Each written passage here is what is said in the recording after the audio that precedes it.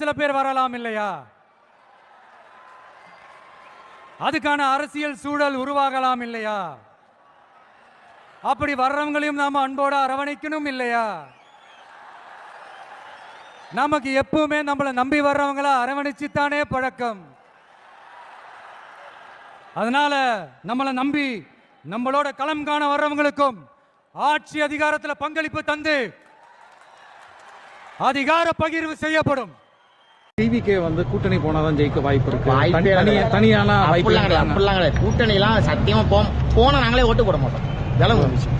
கூட்டணி போனாரா நாங்களே ஓட்டு போட மாட்டோம். அவரா போக மாட்டாருங்க. போனா ஓட்டு போட மாட்டோம். சேருவாங்க எங்ககிட்ட.